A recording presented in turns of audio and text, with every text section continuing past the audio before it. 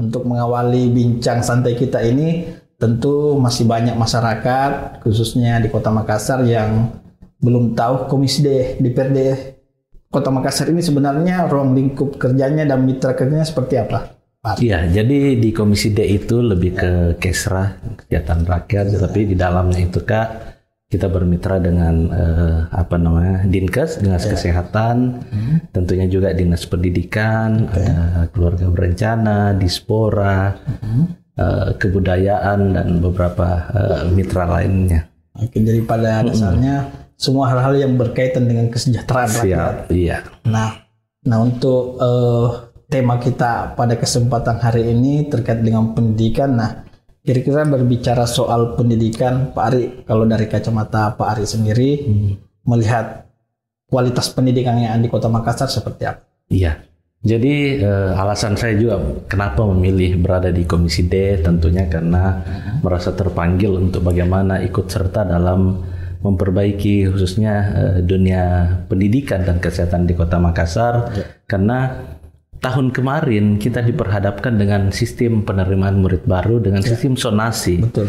Sementara saya menganggap bahwa di Makassar ini kita belum layak untuk bagaimana menerapkan sistem zonasi. Kenapa? Karena pada saat kita menerapkan sistem zonasi, Kak Lukman, otomatis bahwa setiap sekolah itu di Kota Makassar sudah harus sama kualitasnya. Betul. Kualitas baik dari segi sarana prasarana, kemudian di dalamnya itu kan otomatis sudah ada bangunan, fasilitas-fasilitas sekolah dan lainnya, kemudian tenaga pengajar dan lain-lain. Sementara kan kita tidak bisa pungkiri bahwa di Kota Makassar tidak semuanya sekolah bagus.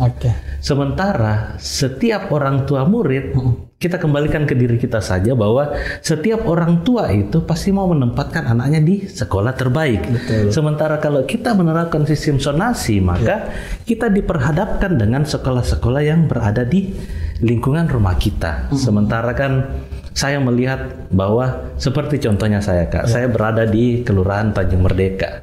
Yang ada sekolah di sana adalah SD Impres Bayang, SD Barombong, dan ada beberapa sekolah lainnya. Mohon maaf, saya sebagai orang tua tentunya tidak mau menyekolahkan anak saya di sekolah tersebut. Kenapa? Karena saya melihat bahwa ruang kelasnya tidak bagus, kemudian toiletnya tidak memenuhi standar dan lain-lain, sehingga saya merasa terpanggil untuk pindah ke Komisi D untuk bagaimana membantu pemerintah kota untuk memperbaiki hal ini, bahwa sekolah di Kota Makassar harus semua sama baiknya. Tidak boleh ada sekolah unggulan, tidak boleh ada sekolah yang tidak mendapatkan perhatian dari pemerintah, tetapi semua sekolah itu harus sama. Nah, saya sangat senang dan gembira mendengar kabar dari Pak Api, Pak Wali Kota dan Ibu Wakil Wali Kota terpilih bahwa mereka juga memfokuskan untuk memperbaiki dunia pendidikan di Kota Makassar, dan beliau juga bercita-cita bahwa kalau orang mau cari sekolah terbagus di Indonesia itu ada di Kota Makassar, sehingga kita tentunya saya sebagai wakil rakyat tentu akan mengawal bagaimana hak-hak anak-anak kita, adik-adik kita untuk bersekolah di Kota Makassar, tetapi tidak secara terpaksa. Kenapa secara terpaksa? Karena kalau dia perhadapkan dengan sistem zonasi, otomatis mereka tidak bisa memilih di sekolah-sekolah yang mereka harapkan. Mungkin kurang lebih seperti itu. Oke, siap Pak Ari. Nah, jadi memang sistem zonasi ini memang ada kelemahannya juga, Pak Ari, ya. Siap.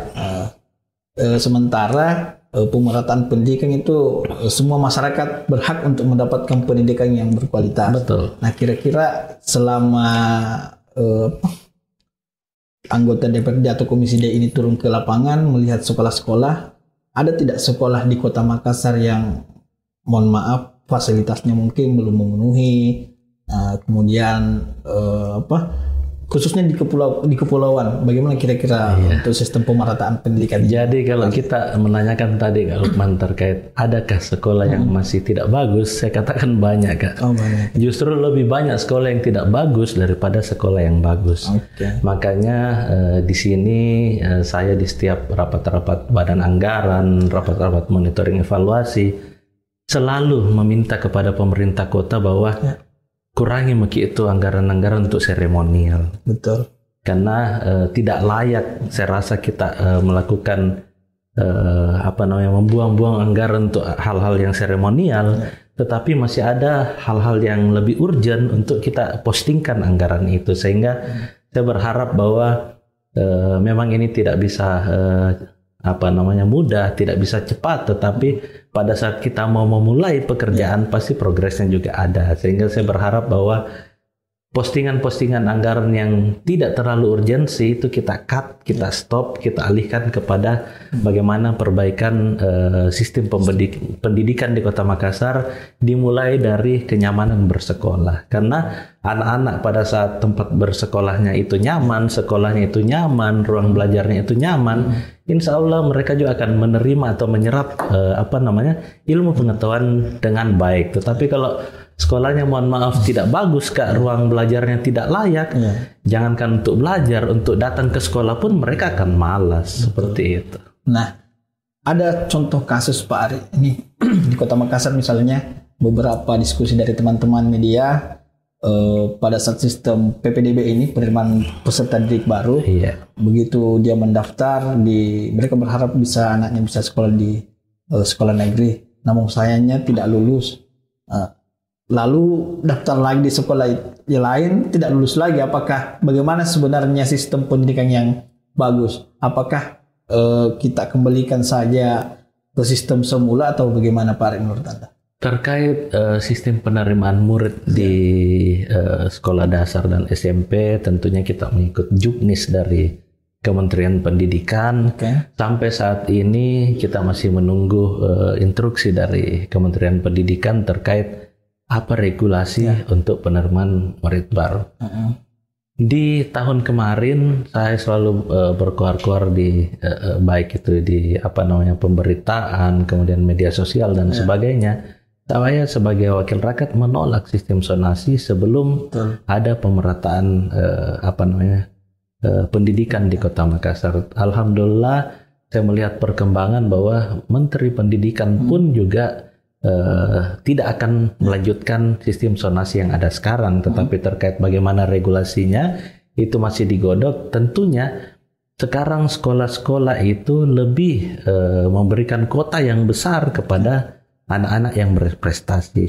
Tetap ada kuota untuk zonasi terdekat, tetapi kuotanya itu lebih besar di anak-anak yang berprestasi. Ini juga memicu anak-anak kita untuk bagaimana lebih giat belajar, kemudian bagaimana lebih memotivasi dirinya untuk menjadi anak-anak yang berprestasi, tentunya untuk bagaimana mereka dimudahkan dalam penentuan sekolah di kemudian hari.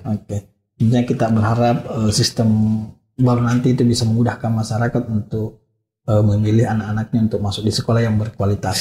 Nah, terkait pendidikan ini sendiri Pak Ari, tentunya kualitas pendidikan bukan hanya dari fasilitas, tapi juga dari tenaga pendidiknya. Nah, kira-kira di Kota Makassar ini seperti apa tenaga pendidik yang ada saat ini?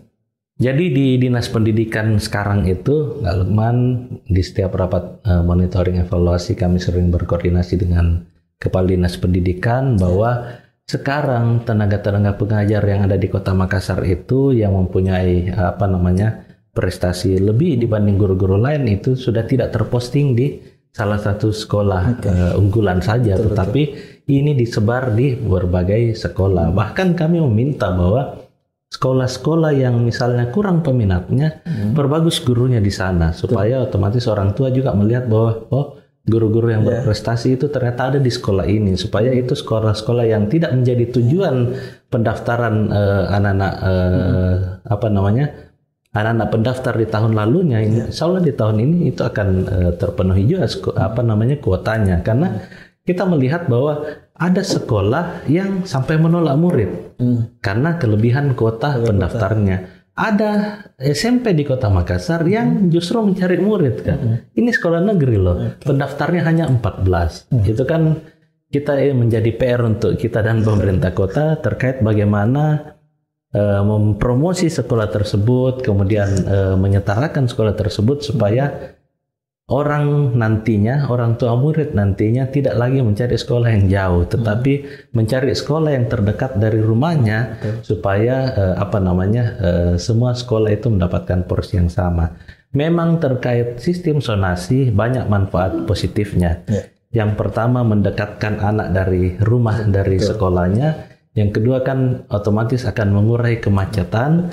Yang ketiga dari sisi ekonomisnya mengurangi biaya transportasi anak ke sekolahnya. Tetapi kan itu harus didukung dengan pemerataan pembangunan sekolah tadi. Nah, bicara soal tenaga pendidik ini Pak Rik. Nah, bulan Januari kemarin sempat ada isu-isu atau demo-demo kecil para guru honorer ini. Nah, kira-kira apa solusi dari DPRD sendiri dalam meningkatkan kesetaraan guru-guru nih? Kan ada beberapa kemarin guru honorer yang tunjangannya belum terbayarkan. Nah, kira-kira bagaimana bentuk pengawasan DPRD sendiri?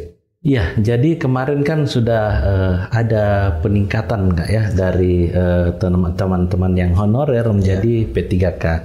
Jadi otomatis hampir kurang lebih berapa ribu teman-teman yang dari Laskar Pelangi itu diangkat menjadi P3K. Otomatis pada saat mereka sudah diangkat menjadi P3K otomatis tunjangannya juga sudah sudah naik dari yang kemarin-kemarin. Terkait ada yang tunjangan-tunjangan yang belum dibayarkan itu kemarin terkait sertifikasi.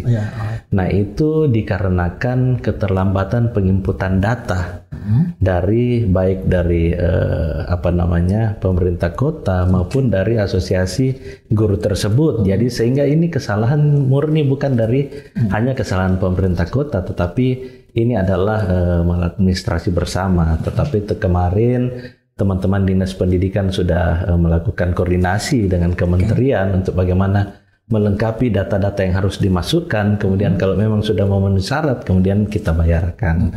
Karena kan pada saat dilakukan pembayaran kemudian ini masih dianggap belum memenuhi kriteria, ini kan menjadi pintu gerbang untuk menjadi temuan dari APH ataupun dari inspektorat di Kota Makassar. Jadi tapi pada dasarnya udah clear ya soal persoalan. Insyaallah. Nah, ini terkait dengan masih kualitas pendidikan di Kota Makassar, Pak Ari. Nah, pada tahun 2024 ini, tahun lalu itu kami mencatat bahwa ada beberapa kasus kekerasan, mohon maaf, seksual anak itu terjadi di beberapa sekolah di Kota Makassar, ada dari SMP, bahkan lebih parahnya ada dari sekolah luar biasa. Nah, kira-kira kalau dari pandangan Pak Rik, kok fenomena seperti ini masih ada sampai sekarang ini? Iya, jadi hal-hal ini tentunya kan perbuatan oknum-oknum Jadi memang kami sudah banyak meminta kepada para kepala sekolah untuk bagaimana menjaga lingkungan sekolah ini menjadi lebih kondusif.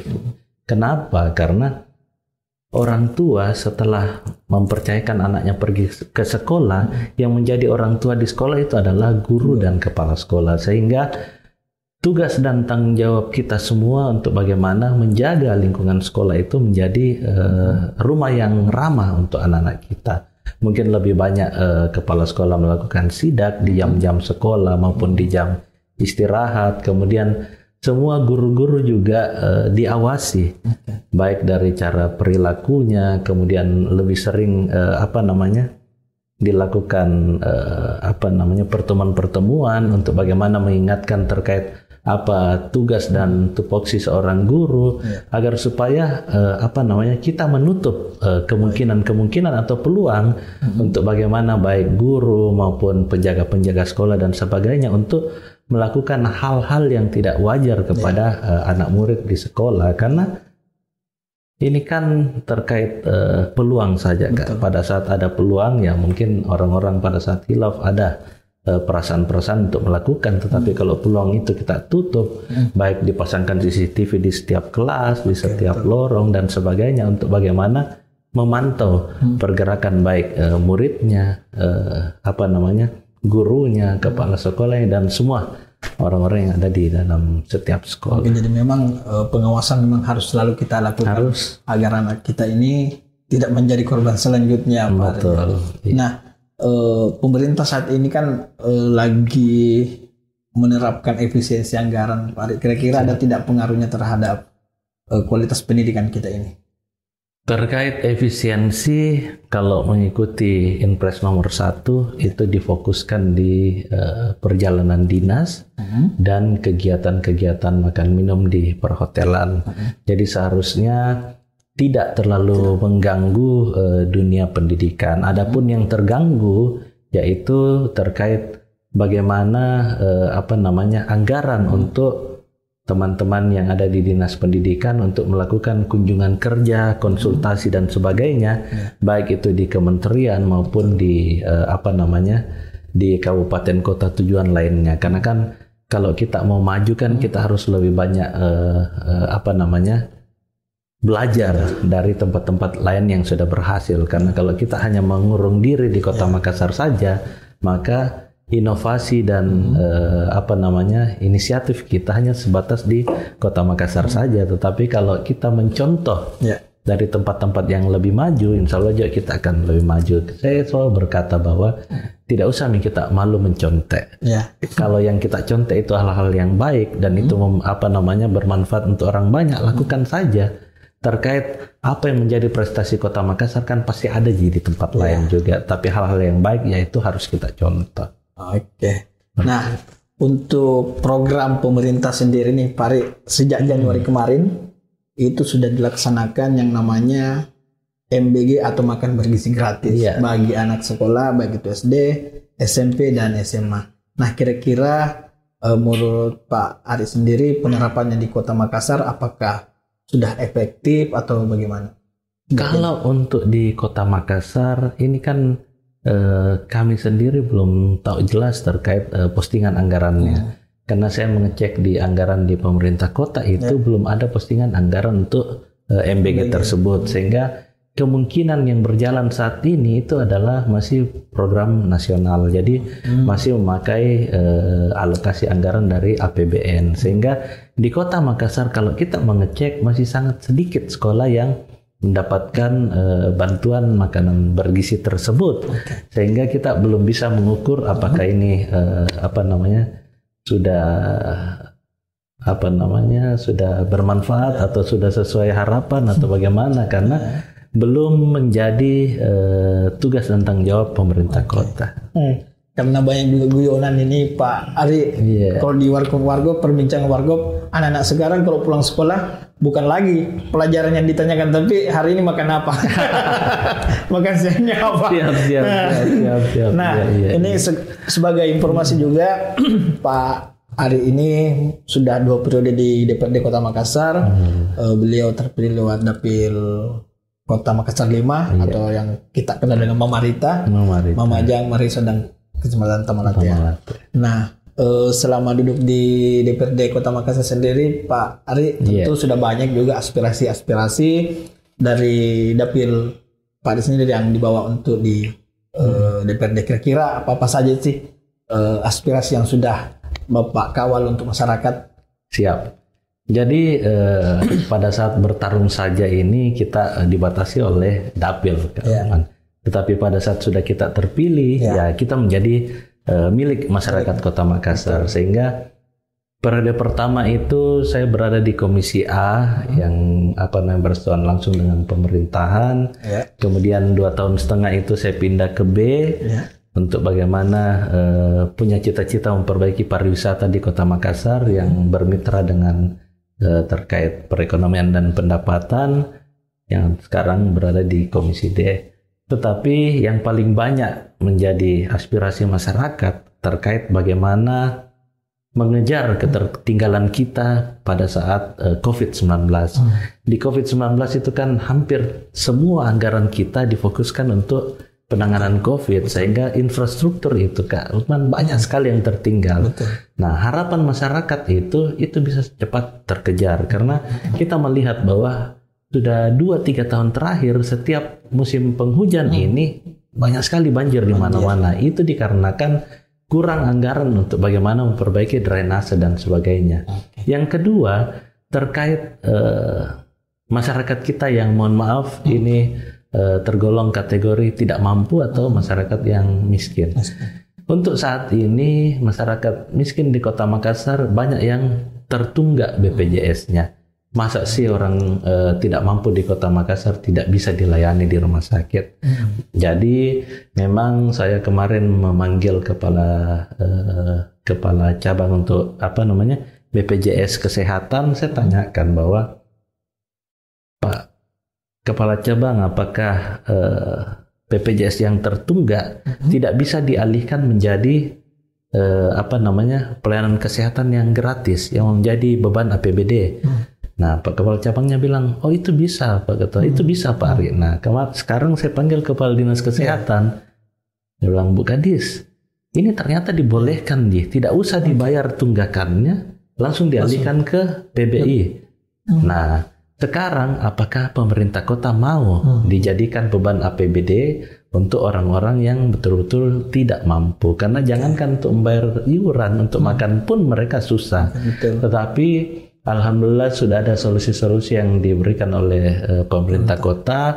Tentunya meskipun belum bisa secara serentak, tetapi kalau memang ada yang sangat urgent Kak untuk dilayani, itu tetap akan dilayani. Karena kan kita ada rumah sakit umum rumah sakit umum pemerintah kota, yang dimana pada saat ada orang yang sakit tidak perlu ditanyakan punya KIS, punya BPJS atau apa, cukup bawa keterangan tidak mampu saja, itu sudah bisa dilayani secara gratis di sana. Dan insya Allah kita akan bekerja sama dengan pemerintah kota untuk mencari solusi terkait seluruh masyarakat di Kota Makassar yang tergolong tidak mampu. Ini akan kita bebankan iuran jaminan kesehatannya ke APBD Kota Makassar. Tetapi saya meminta untuk masyarakat Kota Makassar, jangan setiap ada juga hal-hal yang gratis kita mau bohongi diri kita. Karena banyak sekali juga Kak, pada saat ada pembagian gratis, tiba-tiba banyak sekali orang miskin. Nah, saya berkata bahwa jangan kita doakan diri kita untuk menjadi orang miskin, tetapi bagaimana kita doakan diri kita untuk menjadi orang yang mampu, sehingga jangan kita pernah mengambil haknya orang lain. Karena kalau ada orang mampu yang masuk jadi beban APBD, otomatis ada juga satu orang yang tidak mampu akhirnya keluar karena kita ambil jatahnya. Kurang lebih seperti itu. Oke, Pak Ari, betul luar biasa sekali ya kerja-kerja dari Komisi D ini sendiri. Jadi mudah-mudahan itu bisa kita kawal dengan baik. Amin, amin. Nah, terakhir sebagai penutup Pak Ari, sesuai dengan tanggal 2 Mei ini kebetulan bertepatan dengan Hardiknas 2025. Nah, kira-kira apa harapan Pak Ari sebagai Ketua Komisi D DPRD Kota Makassar terhadap pemerintah, sekolah, khususnya dalam meningkatkan kualitas pendidikan menuju generasi emas 2045? Iya, jadi harapannya bahwa kita harus melakukan pemerataan kualitas sekolah di Kota Makassar. Tidak boleh lagi ada sekolah yang bagus, ada yang tidak bagus, tetapi semua sekolah di Kota Makassar harus bagus. Terkait kapan itu bisa terrealisasikan, harus kita mulai langkahnya dari sekarang. Insya Allah kita cicil misalnya 1 tahun itu bisa 20-30 sekolah, itu paling lama 5 tahun kita sudah bisa mencapai seluruh sekolah di Kota Makassar itu sekolah-sekolah yang bagus. Karena pada saat kita memberikan kenyamanan untuk bersekolah, insya Allah semangat belajar dari anak-anak kita itu pasti akan meningkat. Untuk menuju generasi emas di tahun-tahun mendatang, itu tergantung bagaimana pemerintah kota saat ini untuk bagaimana mensupport adik-adik kita, anak-anak kita, khususnya di usia SD dan SMP, karena tanggung jawab kita ada di situ. Insya Allah kalau semua fasilitas-fasilitas sekolahnya kita berikan, baik dari infrastruktur dan tenaga pendidik yang bagus, insya Allah untuk mencapai Makassar, jangankan 2 kali tambah baik, 100 kali tambah baik pun insya Allah kita bisa dapatkan paling lama 5 tahun ke depan. Oke, siap. Makasih banyak. Paling mudahan pendidikan di Kota Makassar bisa seluruhnya merata untuk masyarakat, sehingga nantinya tidak ada lagi anak-anak putus sekolah atau mendapatkan pendidikan yang tidak layak. Nah, terima kasih Pak Ari atas kesempatannya untuk hari ini podcast kami. Kita ketemu di podcast selanjutnya. Amin. Untuk pemirsa podcast Rakyat Sulsel, demikianlah perbincangan saya dengan Ketua Komisi D DPRD Kota Makassar, Pak Ari Ashar Ilham. Mudah-mudahan apa yang kita diskusikan ini bisa bermanfaat untuk masyarakat Kota Makassar. Sekian, wabillahi taufiq wal hidayah. Assalamualaikum warahmatullahi wabarakatuh.